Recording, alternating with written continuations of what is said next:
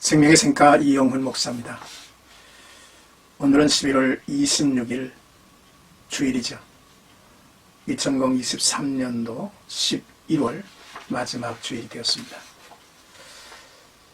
우리는 종종 나 자신의 안일과 행복을 어떻게 세워 유지해 갈 것인가 라고 하는 생각을 합니다. 이에 따른 하나님의 놀라우신 창조적 준비하심이 있죠. 그것이 바로 가정입니다. 아름답고 행복한 가정을 이루는 것이 나를 나답게 온전케 하는 기반이 된다고 하는 사실을 잊지 말아야만 하겠습니다. 또한 우리가 이 복잡한 사회 속에서 엉켜 살고 있지만 서로가 서로의 인권을 잘 지켜주고 또 인간의 기본 생활권을 거들어가면서 아름다운 사회, 아름다운 공동체를 만들어가야 되지 않을까. 참으로 이것이 우리에게 주어진 과제인 것입니다. 뿐만 아니라 오늘의 이 세상은 모든 권위가 무너진 세상 아닙니까? 가정에서는 부모의 권위가, 또 학교에서는 선생님의 권위가 무너지고 이 사회에 진정한 어른이 없다라고 하는 그러한 험악한 세대가 되어버리고 말았죠. 그러나 이 모든 것은 하나님의 권위에서 다시 세워져야만 할 것입니다. 하나님이 세우신 권위라면 그 권위에 순복할 수 있어야만 하죠. 샘가에서는 신명기서를 묵상하는데 오늘이 쉬운 6번째 시간입니다. 24장 1절에서 9절까지 가정생활 보호와 권위라고 하는 내용이죠. 이스라엘 백성이 일상에서 실천해야 할 율법이 계속해서 거론되고 있습니다. 이 법의 바탕은 공의와 사랑이라는 두 개의 가치입니다. 왕이신 하나님과 그의 백성 이스라엘이 맺은 사랑의 관계는 죄의 행위를 통한 수직적 관계만이 아니라 인간과 인간이 서로 존중하는 행위 안에서 맺어지는 수평적 관계로도 드러나야 한다는 것이죠. 먼저 1절에서 4절까지는 사람이 아내를 맞이하여 데려온 후에 라는 내용인데 이혼의 법적 근거를 진술하는 부분입니다. 이 규정은 마치 부정한 아내를 이혼으로 처리하는 방법을 다루는 것처럼 보입니다. 하지만 이 율법은 아내를 자기 마음대로 할 수 있는 소유물처럼 여기는 남편의 일방적인 권리를 제한하는 데 강조점이 있습니다. 이 율법의 목적은 무분별한 이혼을 경계하고 여자의 인권을 보호하는 것이죠. 여자는 남자의 소유가 아닙니다. 하나님의 소유죠.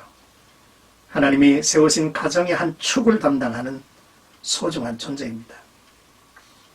남자는 이것을 기억하므로 선민 공동체의 기초 단위인 가정을 보호해야만 합니다.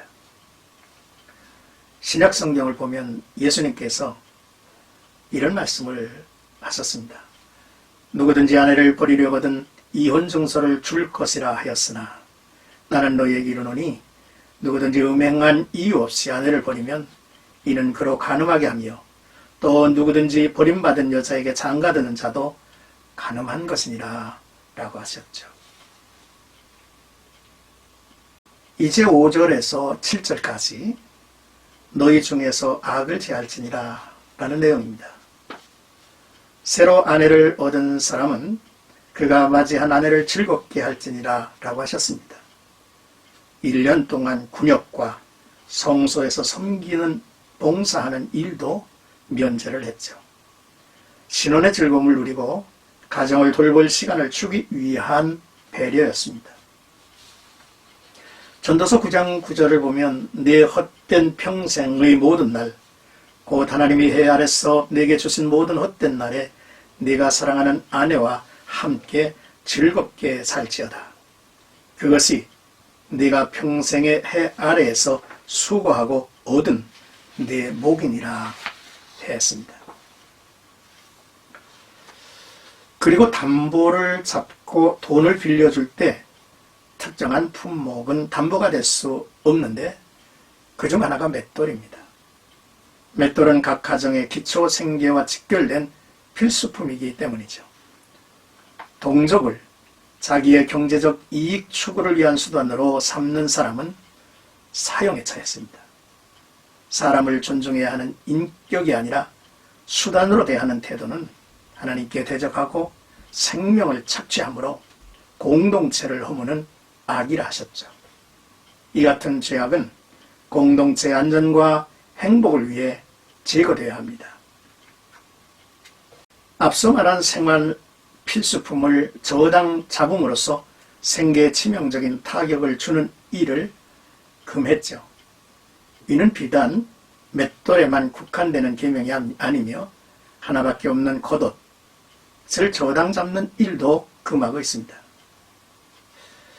한편 왕정시대 말기에 아모스 선지자는 인간의 최저 생계수단까지도 착취하는 부자들을 향하여 신랄한 비판을 퍼부었는데, 이에서 보듯 인간의 기본 생활권은 어떠한 경우에라도 보호받아야 함을 알 수 있습니다.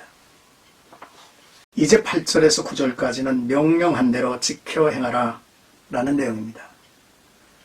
공동체에서 악을 제거하는 일에 이어서 문둥병을 진단하고 처리하는 제사장들에게 이 의의를 제기하지 말고 그들의 지시를 철저하게 따르라는 명령을 합니다. 9절 말씀을 보면 애굽에서 나오는 길에서 네 하나님 여호와께서 미리암에게 행하신 일을 기억할지니라 라고 하셨죠. 이 명령의 핵심에는 민수기 12장 미리암의 사건을 근거로 해서 하나님이 세우신 정당한 권위에 대항하지 말고 권면을 들으라고 하는 말씀인 것입니다. 앞서 제시한 명령들은 레위인 제사장들에 의해서 집행이 이제 됩니다. 그러므로 그들의 권위를 인정하라는 말씀이죠. 하나님의 명령이 하나님이 세우신 종들에 의해서 전달이 되죠. 그 전달하는 자들의 권위를 인정해야 하나님의 명령이 내게 펼쳐지게 돼 있는 것이죠. 사랑하는 생각 여러분, 오늘의 말씀을 보면서 여성의 인권을 보호하고 지키는 것은 그들이 연약해서만이 아니라 한 사람 아담이 둘이 되고 또 결혼으로 둘이 하나가 되는 창조의 원리를 기반으로 하고 있습니다. 그러므로 사랑하는 아내는 바로 자신이라고 하는 사실을 알아야죠. 서로가 나 자신입니다. 하나님은 행복한 가정, 행복한 부부 생활을 원하시죠. 이는 하나님이 인간 창조의 목적에 담겨있는 것이기도 합니다. 한 몸이 될지니라 하신 말씀의 의미를 누려야 합니다. 또한 인간의 기본 생활권을 어떠한 경우에라도 보호해야 합니다.